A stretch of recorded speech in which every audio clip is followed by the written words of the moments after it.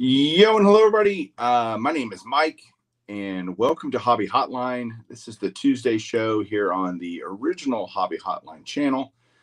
And right now, it's just me. It's just me. So I'm really hoping some other people join in. This is a call-in show, so if you're watching and you want to call in and spend some time hanging out with me over the next hour talking baseball cards, that would be great, because otherwise I'm just going to be sitting here by myself, and nobody wants to watch that. Hello, Orlando is here. Orlando, you can come on in. I'm going to throw the link into the stream. So if there's anyone that wants to come on, please do. I know we got some other folks coming at some point, so that'll be great. But for now, you just get me. And so there's in the stream, there is in the comments is the link. So yeah, what do you want to talk about? I was thinking about hobby topics that would be good to discuss on tonight's show, and it feels like we're kind of in this lull because baseball season's over. Not a ton on stuff going on, in the hobby. It just feels, we're post Orlando's like, I was just on a live stream with Rocket Rick. Well, then you're probably live streamed out. I don't blame you. Yeah, so anywho, I have an idea. Let's see. Hey, Orlando, can you text Chris from Missouri if you have his number and tell him to come on here and join me? Baltimore baseball just clinched. Well, they didn't. They clinched a while ago. They've been division winners. So we've got baseball playoffs, and I think I'll go ahead and make some picks. It's easy once there's already some games over today, as well as some games going on. The Rangers, I'll talk about them first. As my hometown team, I love my Rangers, and they did amazing today. Won 4-0. Jordan Montgomery pitched out of his mind, and that was awesome. And so yeah, Rangers up 1-0. Next series, the Twins won. I think it was their first postseason win in, I think, since the dinosaurs roamed the earth.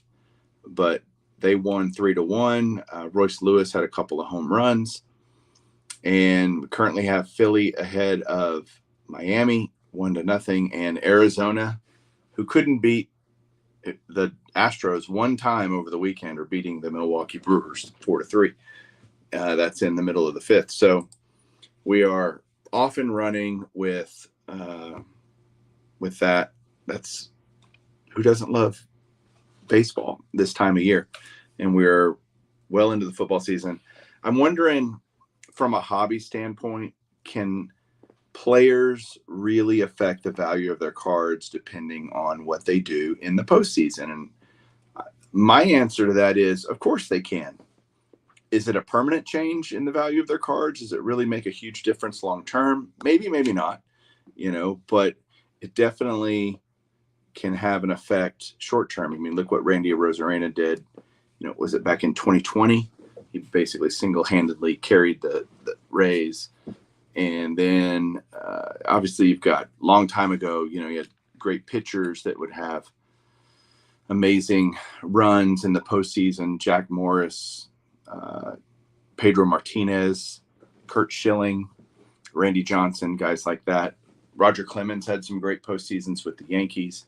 So I think it can affect pitchers more because they can have such a profound effect on a series if they come in and they're a shutdown starter for 2 or 3 starts in a 7-game series. I think that can be a big deal. Steven Strasburg won MVP of the World Series a few years ago when the Nats won it. Juan Soto's first year. So what was that, 19? That's the last we heard of Steven Strasburg, really, which is kind of a shame.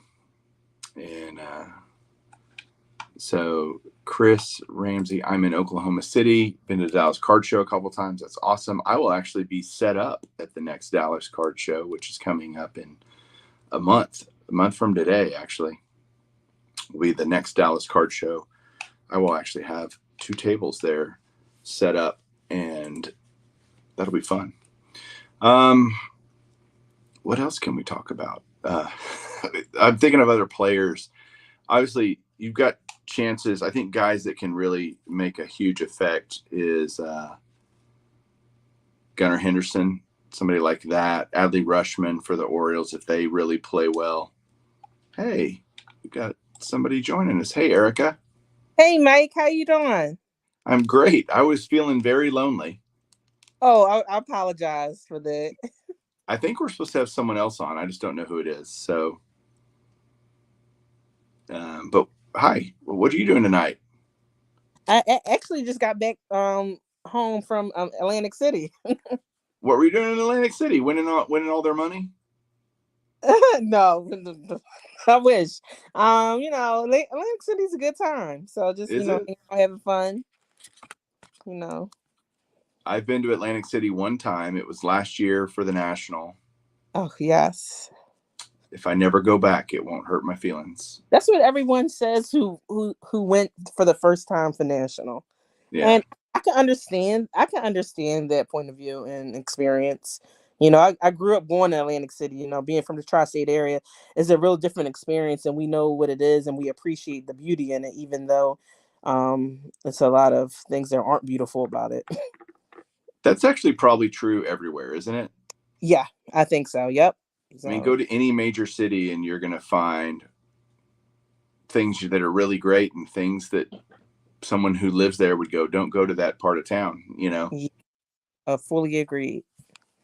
But yeah, it wasn't my first National. It was my first just time going to Atlantic City, and it happened to be for the National. But I actually had a good time, and I thought the venue was great. It was just other stuff. Go ahead. Yeah, no, I agree. I agree. It's interesting. So were you there for work or pleasure? Pleasure. Okay. It's my daughter's birthday week. She's turning 8 years old, so she wanted to do something fun. So I said let's do Atlantic City. So gotcha. So did y'all go to the beach and hang out, or is it warm enough to go to the beach? It's about in the 70s here in Philly area. So okay. We were still at the beach, boardwalk, arcade, buffet, pool. So you and I don't know each other very well, so I want to do a get to know Erica segment. I don't know you, so I want you to tell me your hobby story a little bit. My hobby story, like most, collected when I was young. Mine is more unique because I am a female, and I was introduced to the hobby through my so she got me started, and we just loved it and enjoyed it. And when she passed away, I kind of just stopped, and I got back in about 4 years ago or so with my daughter. She's about to be 8, so yeah. So that's kind of my story of it all. It's just currently within the last few years of being in it, it's just a lot of ups and downs and trying to figure out how I want to be involved in this space and stuff like that. So what do you primarily collect? Basketball. Okay. Yeah, basketball. It's my favorite sport. Modern, vintage? Modern. Yeah, I'm a sucker for shiny things. Okay. So I just think like they're beautiful, they're cute.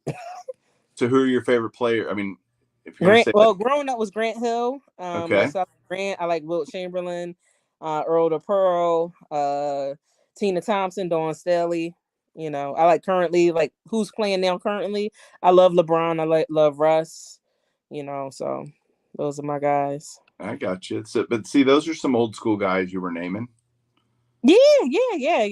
I love all eras. There's beauty in every era. So. Well, I'm in the Dallas-Fort Worth area, so I'm a Luka fan. And I get to watch him all the time, and he does some amazing things on the court. And I think Steph Curry is unbelievable. LeBron, of course.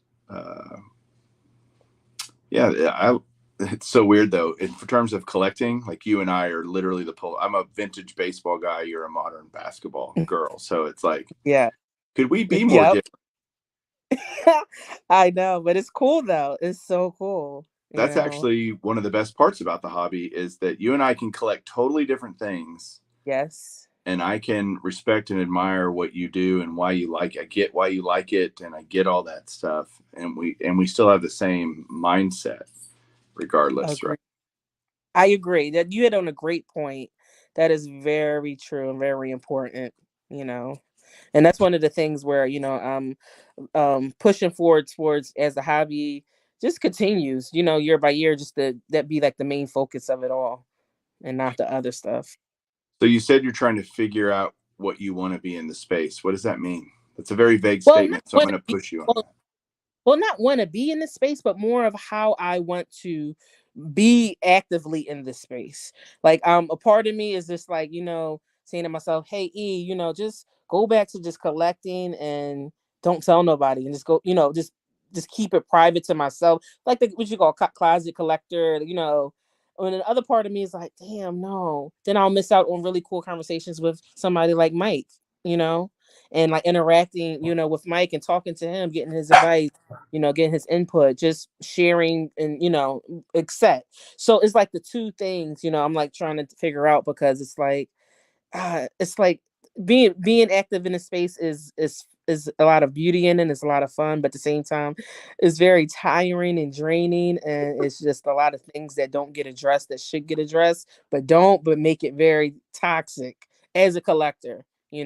But I also Okay. understand, everybody has different lanes in the space too. So, I understand that, but for me and how I want to participate with my daughter is just a totally different conversation than most people have.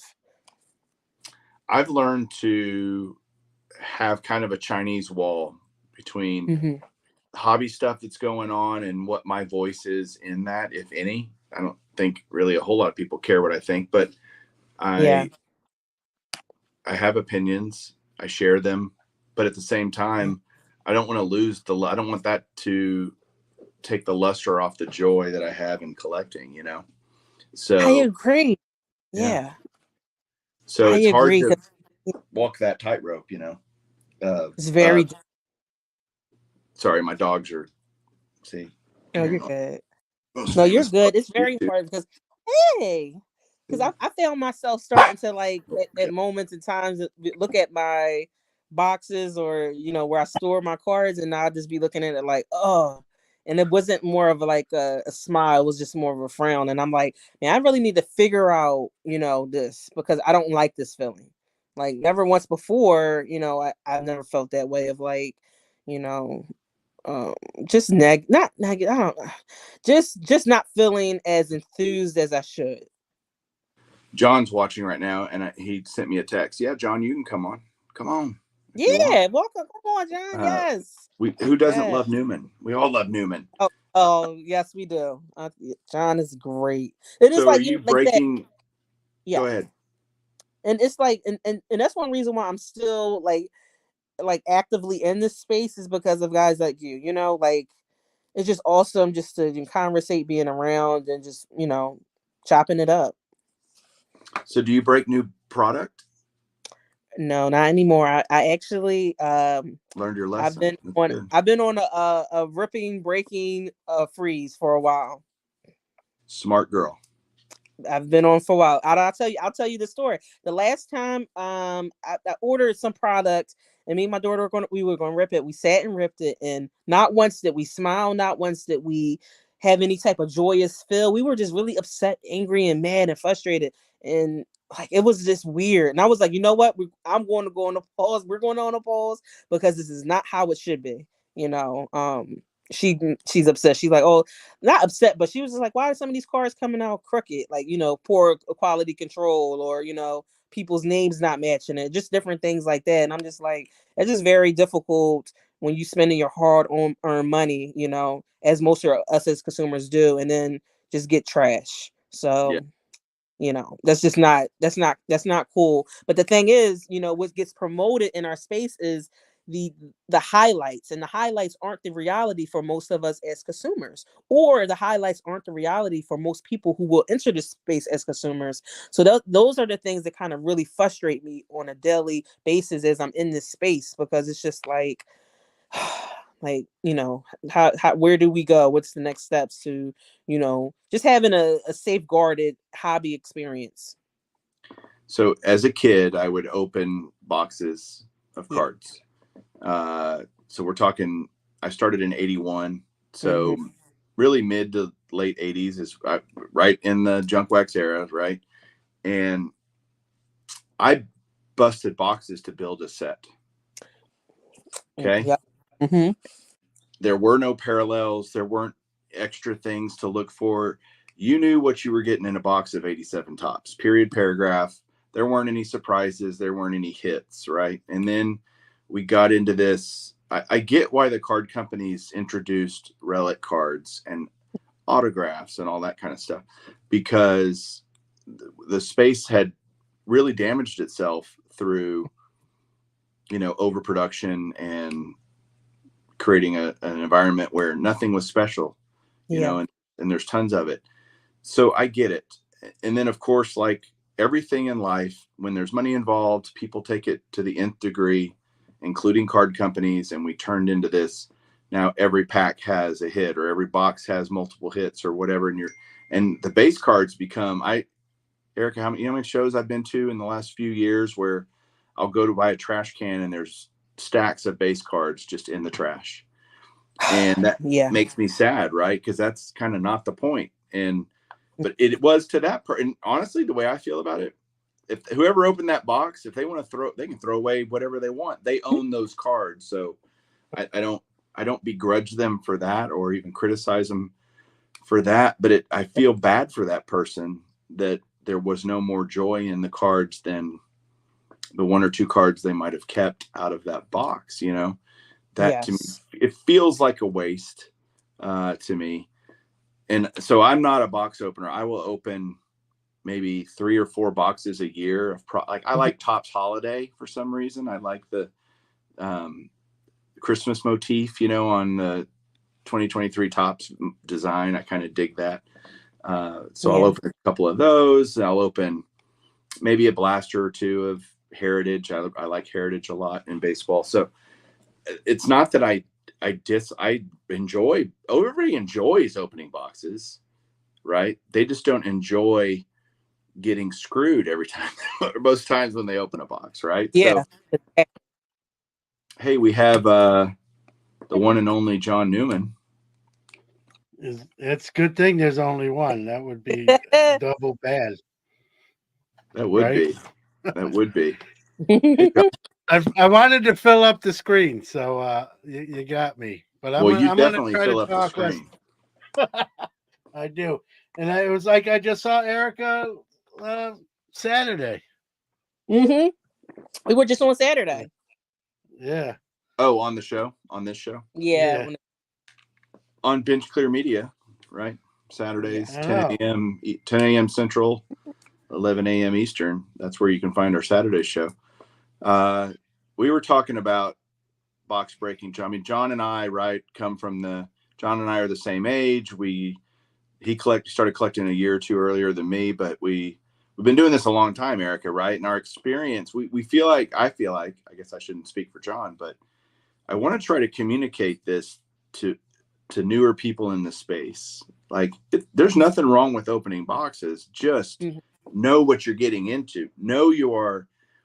I could take a $20 bill and burn it, or I can buy a box of cards. That's kind of, and anything beyond that, anything better than that is gravy. It's like, oh, yay. The expectation should be, I'm burning this $20 from a value standpoint, not necessarily from an enjoyment standpoint. And it's hard to quantify that, but us old school guys all go, every one of us will say, yeah, we love opening boxes. I just don't I'd rather just buy the cards I want, so it's like box breakers more often than not turn into singles purchasers. Like maybe you have, Erica, you're buying singles, right? Yep. Singles. So you go find the cool parallels that you like, or put together a set or something, right? You don't do that by breaking boxes. No. Yeah, that's speak for Yeah, yourself. I am speaking for yeah, myself. yeah. I open a lot less. I've said this on my like very, very rarely do I open any more wax. Like you said, Mike, it's generally, I don't want to, you can hit something, but generally it's a losing proposition. I look at it like the casino, which I used to go to more when I was younger, but it's like you bring, you bring what you can afford to lose because you're not guaranteed to Right. win. That, that's not going to have you not pay your bills or your mortgage and that sort of thing. There was one point I talked about this on my show that years ago, not recently, that I ran up 5 figures on a credit card opening wax. And like Mike just said, it's like at some point you run into that alley and you get whacked over the head, and you run in the alley and you get whacked over the head again. At some point you get whacked over the head enough times, you're like, I'm gonna quit running into the alley. And that's what I did. I mean, thankfully that is gone, but I'm very transparent in talking about that. And it snuck up. It wasn't like it was one big purchase. It was just Mhm. kind of, you get your bill and you're like, holy smokes. Yeah. And, so I always, I don't open but, sometimes I will. And listen, probably one of the most fun things you can do in the hobby, right? It's how we started, is opening, at least most of us, is opening a pack of cards for the first time. And so it's that adrenaline rush, right?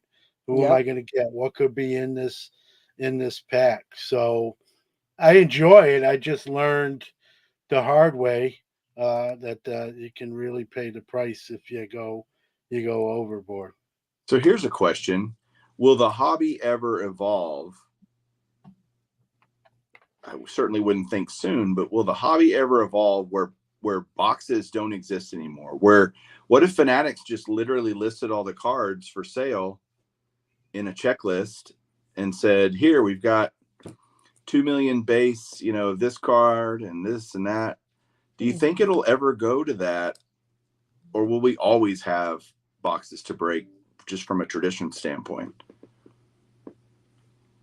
I'll let Erica go first. I never thought about it that way. I think things will stay the same because too much money is at stake to be made from breaking and ripping. Just the numbers of it and the marketing of it, and so those 2 points. Yeah, it'll be interesting if certain products came out that way, that type of format.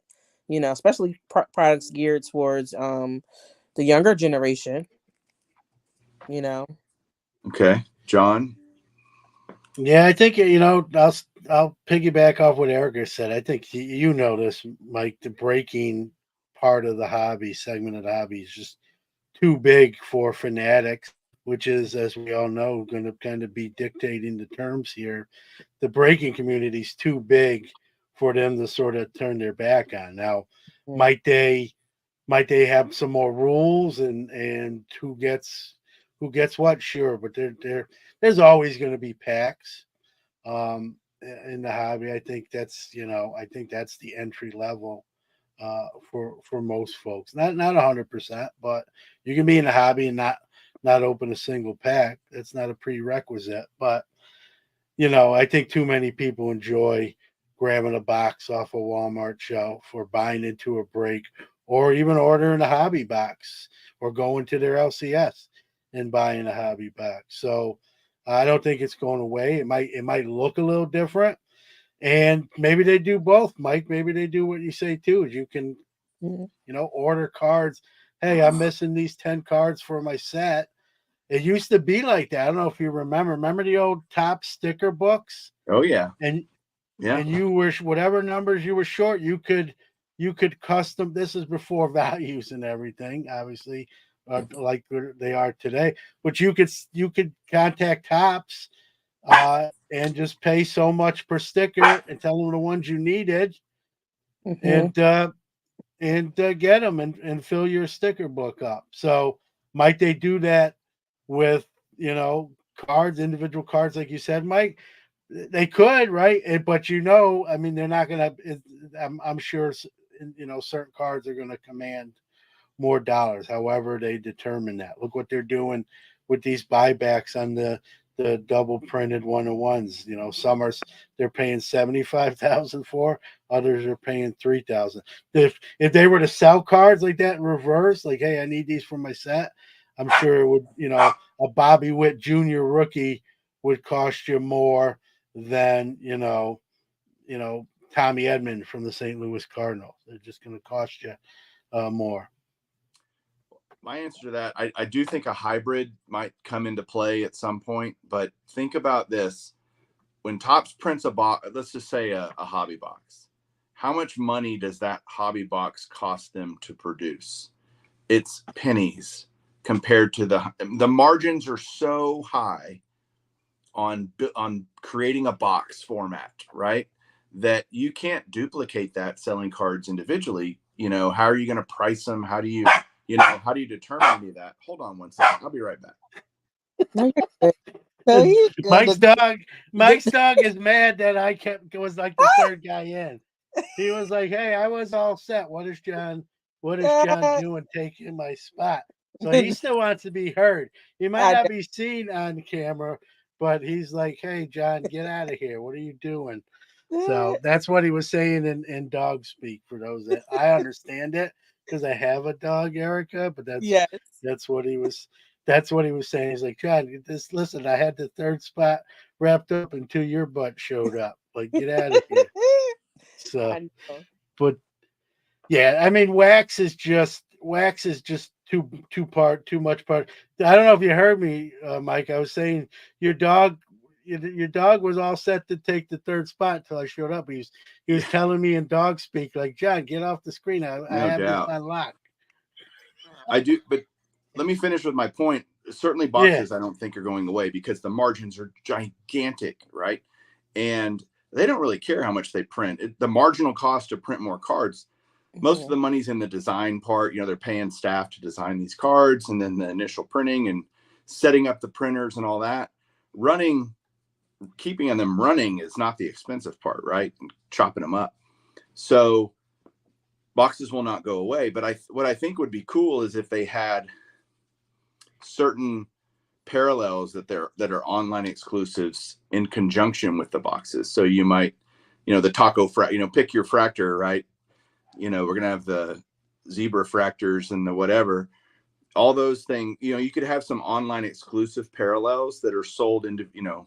We're only gonna have 2,000 of these because we've seen that print on demand works with starting with Project 2020.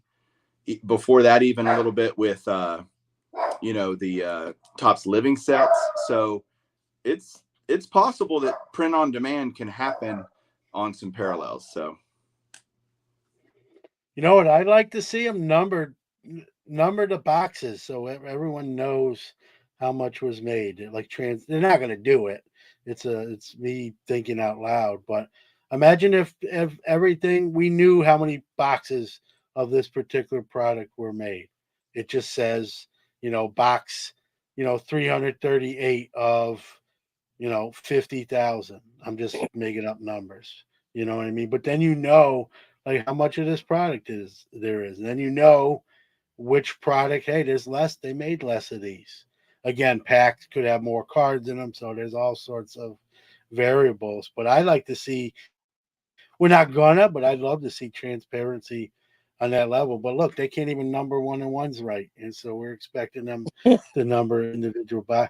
Like I said, it's more me thinking out loud. I don't ever expect to see that, but I think back even to the, if you're old like me, you remember like Pacific and Collector's Edge would number their base cards. Just would say whatever 10,000 or 20,000, depending on the card. It weren't short printed, but you knew if they were telling the truth, like, hey, they made 20,000 of these cards off the forms that got cut. So I'd love to see that, more of that, but I don't expect to see it.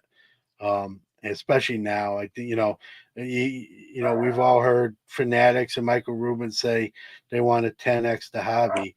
Well, you 10x the hobby, you want to print a lot more stuff. So, you know, it It's the just only goes way that hand. happens. It's the only way that Yeah, happens.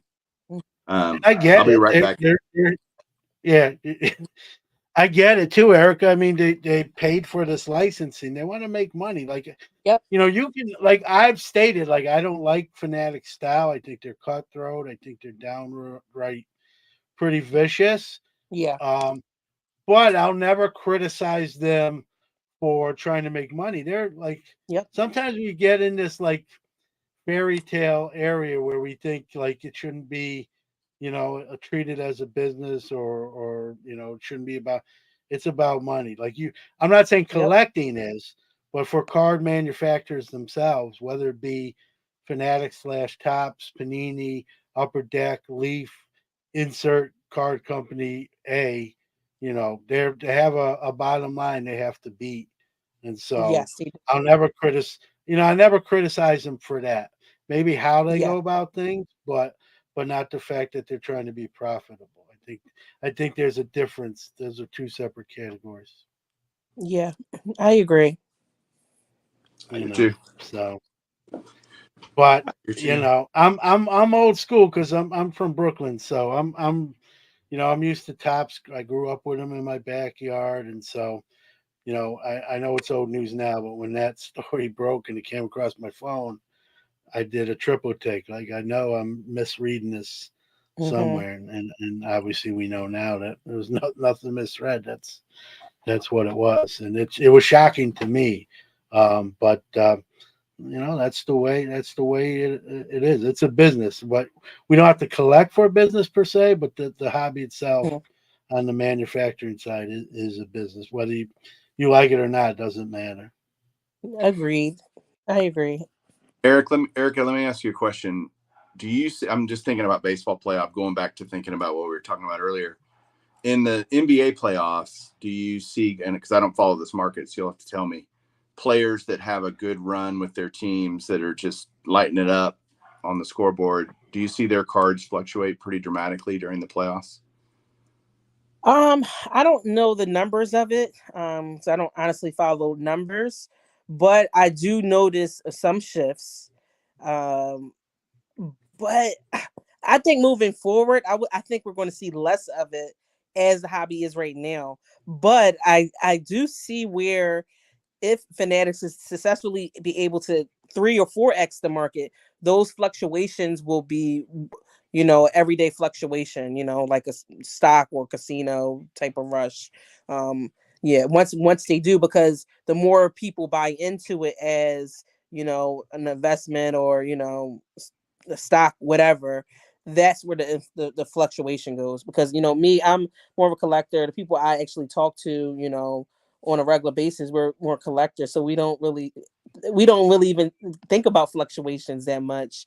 But we will notice people will be talking about certain players or certain teams more. But I have noticed, especially on social media, the people who are talking are like flippers or the people trying to sell those cards a lot, not the people who actually trying to acquire them. So I really honestly think that the only people who really know that type of data would be like Card Ladder, like Chris and Christina and Josh, because they actually have that data to like prove it. But other than that, everything is speculation, and a lot of people with microphones in the space, they just like to talk to sell. And I understand that because they're their own business and its entity, but at the same time, that isn't always a true reflection of the market. It does fascinate me, especially in the NFL, where if Kenny Pickett came out next week, as bad as the Steelers are, sorry, John, but I'm going to Now, use listen, Kenny we're Pickett. gonna be. I'm a real Steeler. Like as much as it hurts, I won't argue with the truth. So yeah, they're bad. All right. So Really Kenny bad. Pickett comes out next week. If Kenny Pickett comes out, throws 5 touchdowns, no interceptions, 405 yards, his rookie cards are going to be worth more even during the game. Like I see intra-game stuff happening, and it's asinine to me. It makes me just feels like bizarro world. Like, what are you guys betting Yeah, on here? Like it's all like you said, Erica, speculation. yeah. And the opposite's true too, right? Guy Hmm. gets hurt or Saquon Barkley stuff, I bet went down after, the week 2 injury or whatever, whenever he got hurt. Um, it's like, to me, either like a player or you don't like a player. Yeah. Right. Yeah. But and this is a very good topic, because it's like I do assess and like sit back and watch things and how people move. But I've realized that a lot of these people who are participating in the purchasing of players as often are people who are in it to trying to make money. Typically collectors can wait it out, or or they'll get their cards and they're cool. Like I don't see like collectors are jumping in. I'm gonna buy player B because at this point in time. No, it's typically people who are trying to have a come up off of it, or a bragging right, or or content creation marketing, because people will do that. So it's just a lot of this stuff is misleading. But I always remember it as like a washing machine. It goes round and round. It'll sell from one person to the next, but it's the same 4 people that it's in the hands of. Yeah. It's not in the hands of the masses. Yeah, I do think though that there is some truth to events shaping our collecting, and what I mean by that is, if I became a Josh Hamilton super collector back in 2008. I watched the Home Run Derby when Josh Hamilton went absolutely berserk at Yankee Stadium. John, do you remember that? Oh yeah. And I went, and he played for my team. Right? I'm like, yep, I'm going to start buying Josh Hamilton. I'm going to become a Josh Hamilton guy. But it had nothing to do with the money. It was that's what that's a redemption story, Mike. I know you probably absolutely. That got you hooked in a little bit too. To all of change his life around. Like all of it mattered, right? All of it affected me.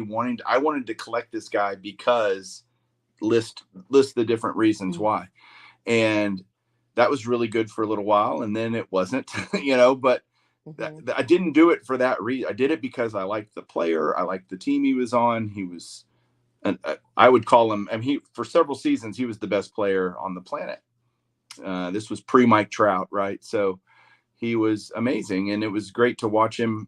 And then I learned, oh yeah, that's not probably the greatest investment, but I still have all my Josh Hamilton cards. That's the point of the washing machine.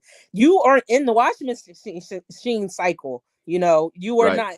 But most of what we see in these fluctuations, they are in that cycle, because you see they'll go hand in hand. You'll literally see this person sold to this person and sold to this person, and it's not really going into the collector's hand. The end user is really playing it smart and taking a back seat, because the prices will eventually fall to where they should be.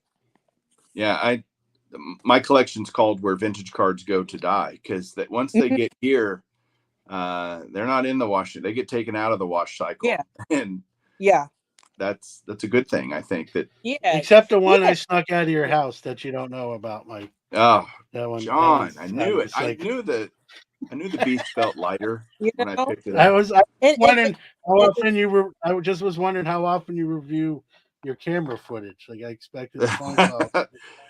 I need to more often, apparently. And I want to say one thing too, because I'm not trying to knock people who are, in the washing machine. It's like day trade. But so I understand that, and I know everybody has a place for it, but it's just that a lot of times false advertisement and misleading things come about from it. That's my issue with it. It's not necessarily people who do this as a business and all that. No, do it. That's great. That's amazing to be able to do this hobby as a full-time business and support your family, take care of your kids. I think that's amazing. But at the same time, when misleading things come out, it hurts the consumer, and I don't like that. I don't like that.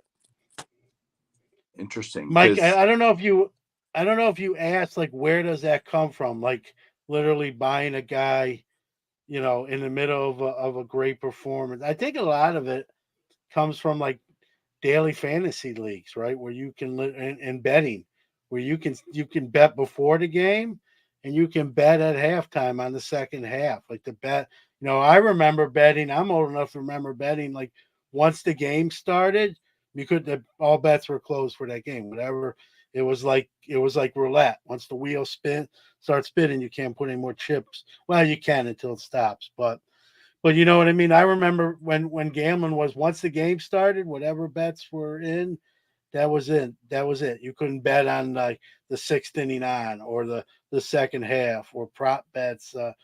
But now you can, and I think that mentality of like I can do anything at the spur of the moment, I think is even daily fantasy leagues where you can change your players in and out. I think that's the instant gratification, and people do that with players, during the game, bad or good. Gets hurt. And when someone gets hurt, I always joke about this. Not that they get hurt, but everyone thinks like every injury is career ending. Like that's the end. You know, um, when Luis Robert got hurt last year, and everyone was selling him off because like it was a career ending injury. We see what he came back and did this year. Like How about you got to Acuna, look. Otani, Yeah, right? yeah.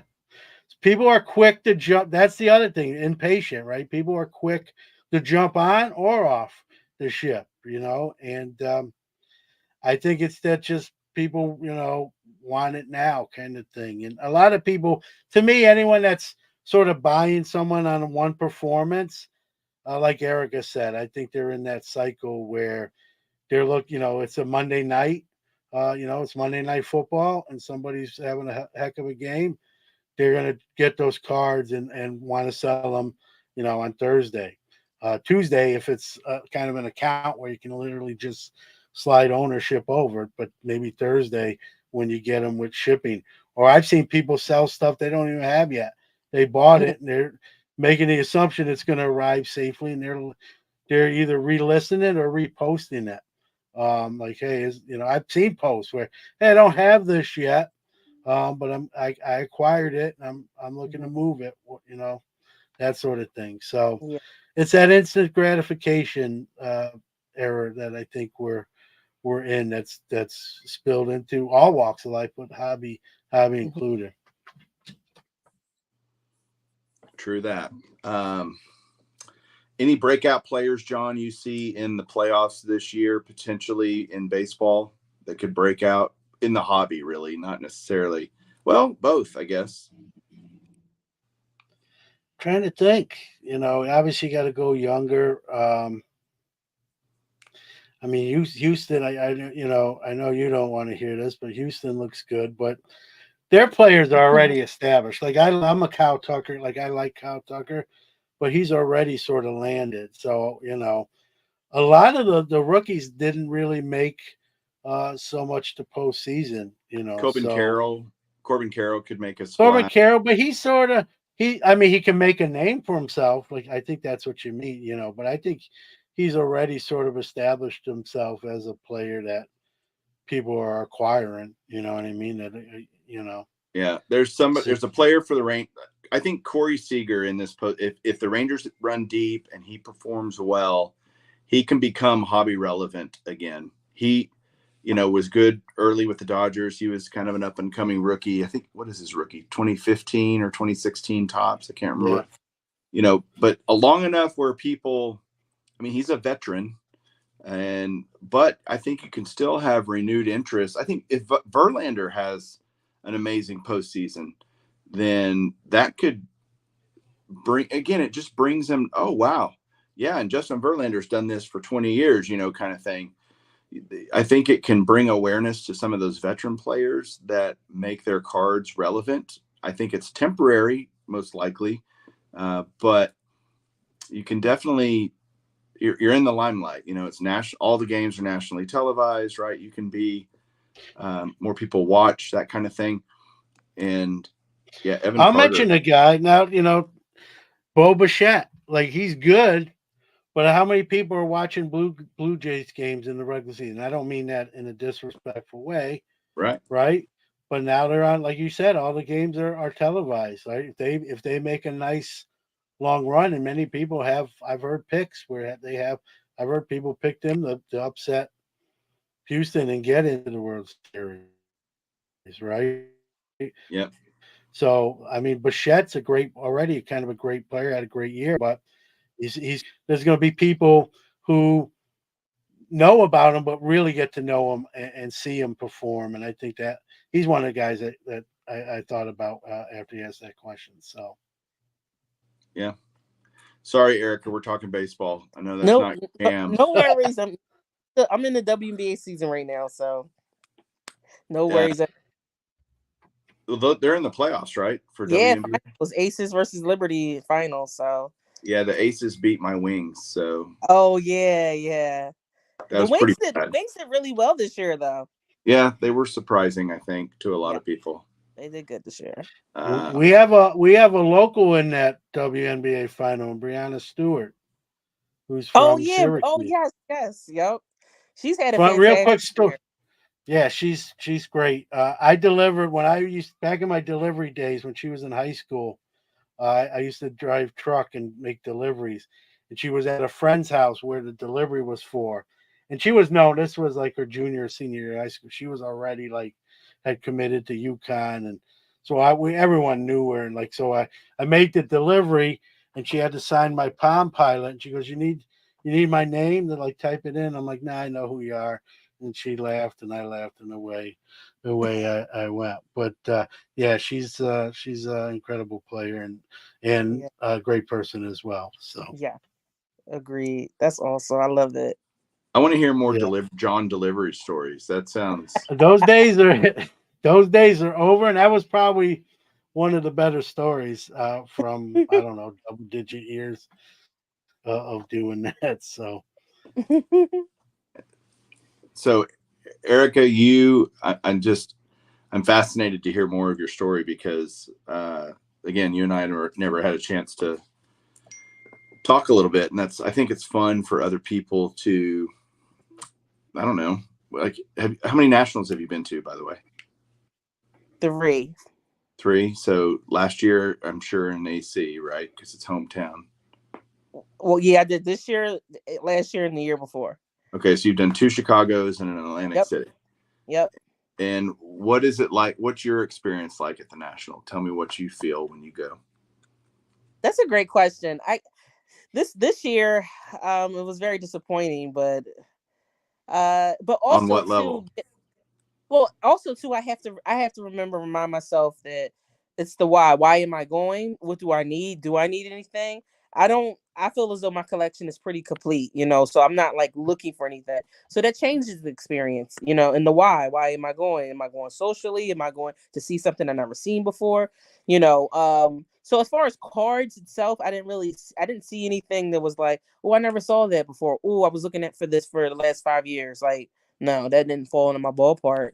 I purchased a couple cards, but they were, it wasn't like it wasn't. I didn't need to buy them at National. Right. As far as the big booths, businesses and stuff, they're okay. It's cool to see like the displayed items of like the Star Trek items and different artwork. Those things are really cool. Socially, it's always cool to be able to catch up with people aren't able to catch up with. But moving forward, I don't think I'm doing any more nationals. I don't think Okay. I'm doing because I don't. I famous don't. Yeah, famous last words. Famous last words. I'm not doing. I think I'm national out. So Well, you it's know. interesting. You said something I don't know that in 40 plus years that I've ever heard a collector say, in that my collection's pretty much complete, because Yeah. we're always looking for the next thing. I'm always like, okay, what's next? And that's actually Yeah. probably not a positive thing, because it's sometimes you got to sit back and enjoy what you have instead of Mm-hmm. always on to what's next. I get a card, I put it away. What's next? What am I going to buy next? That's a Agreed. dangerous cycle to be in, a washing machine, so to speak. It But is. saying your collection's almost complete, that makes me Yeah. intrigued. Yeah. Like, I wonder what Yeah. that looks like for me. Well, and it happened. The realization for me happened multiple ways. One way would be like, I was trying to complete like an insert set or something of 20 cards, and the last 2 cards, the only 1 or 2 I've seen, they're extremely overpriced, like 20x, and the sellers won't budge on them, and that puts a sour taste in your mouth. It's like you won't even work. It's just like and then it's like, how am I going to complete this? So I had to tell myself like, don't get attached to completing things, or like, because it was points where I'd become frustrated if I lose, bids online, or if I missed out on a card I was supposed to see at a show, or I would get frustrated because I'm like, man, I'm trying to get that because but I had to change my approach in this space. And once I changed my approach, I realized like, man, I have a beautiful collection. Like if like I've had the luxury, like I do travel museum exhibits of my collection. I also have like 1,800 cards and stuff. So I've had the luxury a few times to have not all my cards, but most of them displayed in a room, a big room where people came on the. So I've had the luxury to look around and be like, wow, this is beautiful. Most people don't have that luxury, or don't even like, honestly, before I even set up at the exhibit, I took like 2 or 3 tables, put all the cards out, and I'm looking at them like, wow. Most people don't do that, and seeing what they have and seeing the beauty in it. So if you keep them in boxes or cases, you're missing out on something special to just look at. I totally agree with that. John, do you mind taking it home? My dogs are going absolutely bananas, and Julie's not here, and so I'm just feeling like I'm. Yeah, we got 9 minutes, and we'll yeah, we're good. I think your dog wanted to be on the show, so like, well, he usually does, and she now I have 2, and they get each other all riled up, and it's like, oh, stop yeah. it. But no worries. Erica, it was great to meet you. Yes, and it was great. Yeah, love talking to you too. So thank you so much. Everybody out there, Yeah. John will take you guys home. John and Erica will do a great job. I'm going to vamoose, and I'll catch y'all on the next time I'm on Hobby Hotline in 6 months. Yeah. No, I don't know. All right. Thanks, John. Thanks, Erica. We'll see you, Mike. Yeah. Bye.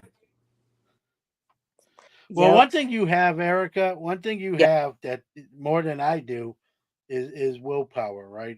To say like, hey, and I'm not even saying you're wrong with the national, right? But some people I think have more FOMO than others.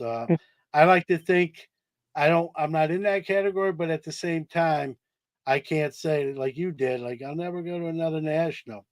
I try to go every year, but if they have it out west, it might be more of a financial issue than a desire type of thing. Hey, it's just not in the budget. Like I want to go, I just can't make it work financially. But the other thing to say, hey, like I'm not going to buy something just for the sake of buying it. Like I can survive without it. I have quite the collection without, even though this card's great and I want it.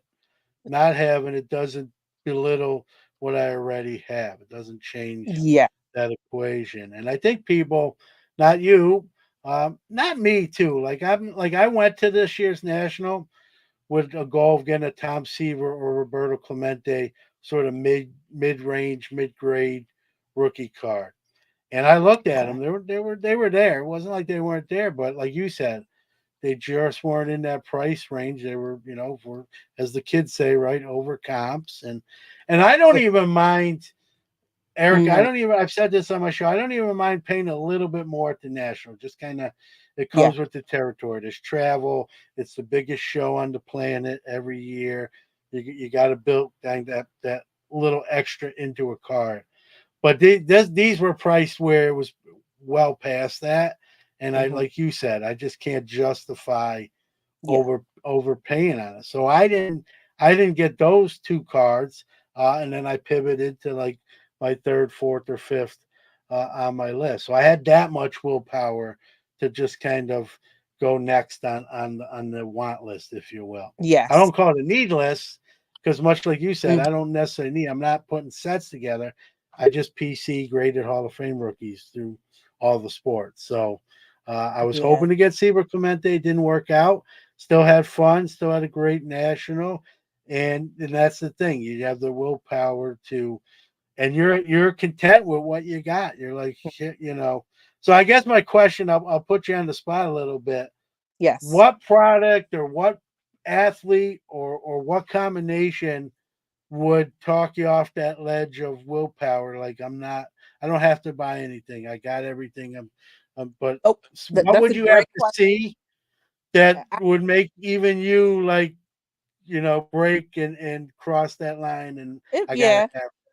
it's probably a few, but one thing I can think of would be something really cool of Wilt Chamberlain, some type of patch or something like I've seen like the hardwood cards or shorts or different patches, but something like that would get me to say, "Who? Let me put my soup down real quick. It's too hot. I got to check this out." I don't want to drop the soup.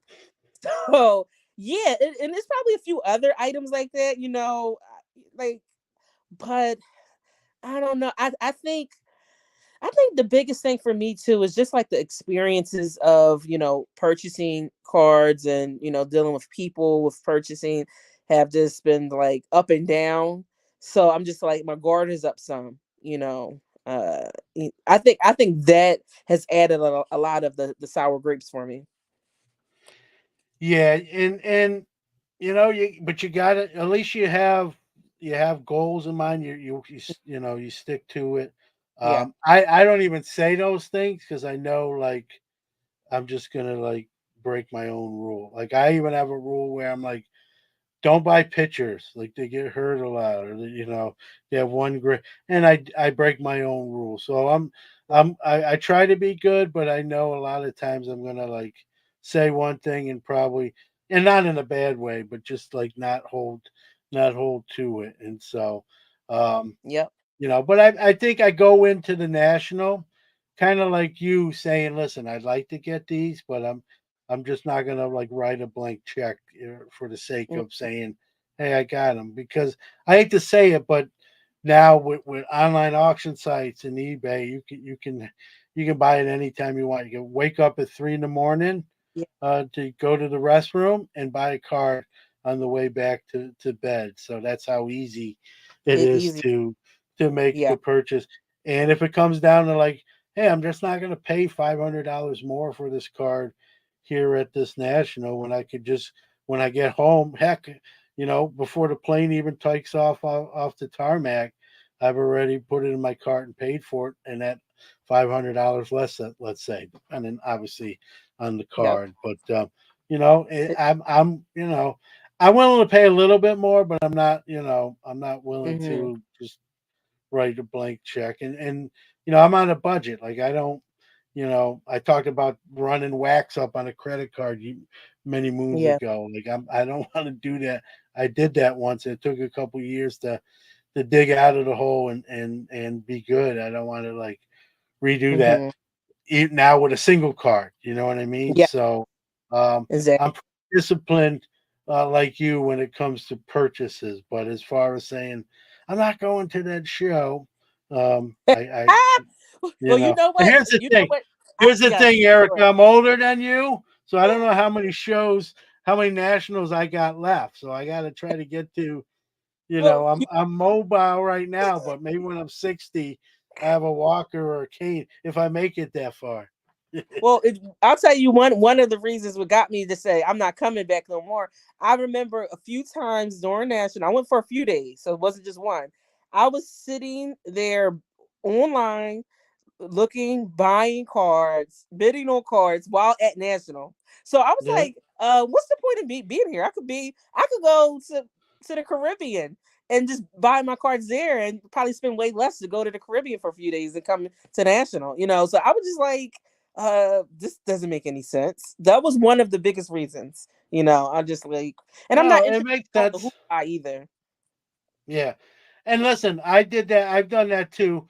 I don't normally do it, like, when you get back at night and you're in your hotel and you're getting ready for bed. You have your phone and maybe eBay's open, and you're bidding on a card while you're not at the show itself. It's closed for the night, but Yeah, you're going there the next morning. I think we're probably all guilty of that. But it's yeah, a good point, right? Like, hey, it's not like it can never, I can never get this unless exactly. it's something like super rare. Now that's really, Hmm. that's a good place to find something on that level as a national, because they're going to have almost everything there, and then even stuff That's that's not in our budget that we'll just drop our jaws at, hmm at the auction house sites. And holy smoke, whether it be Lou Gehrig's game use uniform or Michael Jordan's Mercedes. You know what I mean? So it'll be Yes. something that gets her eyes to bug out of her head and say, "Holy smokes, that's pretty cool." So I think, Yeah. but I think you touched on something, right? As we kind of wrap it up, um, in Cleveland next year, is kind of to go into the national sort of with some sort of game plan. If you're going, right, like you've just made the point, hey, I don't need to go. Like it's not a necessity. But even the folks that are going, they should go in there with some sort of game plan, some sort of budget, Mhm. or you can get in trouble. And Yeah. I'm sure there's plenty of people that run up credit cards on their purchases, and when they get that bill in the mail, credit cards are Yep. nice because you don't actually see cash. You just hand someone or put a thing in Yeah. a piece of plastic in a machine, but you Yep. forget that bill comes, and then you Yes. look at it like, holy smokes, I actually have to pay for this stuff. Like you know, Exactly. I took it That and out. that's a topic people don't talk about in this hobby, which, this is, and that's something that's very important with the hobby, about to be 10xing per se, because most of America I don't cannot see afford, it. yeah, We but won't do another show. I don't think they're yep, gonna hit that number, but it's not up yeah, to me. So we'll yeah. I see. don't I think they just think will that either. I I don't just think they think the will either. hobby is so big, Erica, that Yes. you know what I mean. If the hobby was struggling and they wanted to 10x it, I'd get that a little bit more. But I think it's too strong. I think that's a It, good thing that it's just that strong that you. To me, if agreed. you 10x something, you're probably lower than you wanted to be in the first place. You know what I mean? Yes. I agree So with you on that. yeah, but we'll No, see, right? They got yeah. they got a master plan they want to try to work on. So we'll be bystanders and take notes. So, Yeah, I'll be watching. well, Erica, it's always fun chopping up the hobby and life with you. Yes. I thought I'd jump in and go three wide, and then Mike punched out early. So, but Yeah. always fun.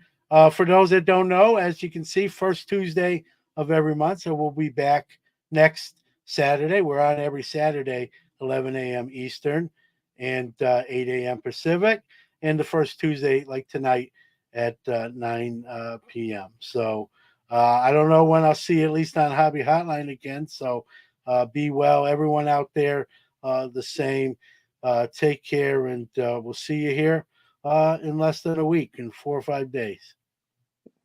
Bye.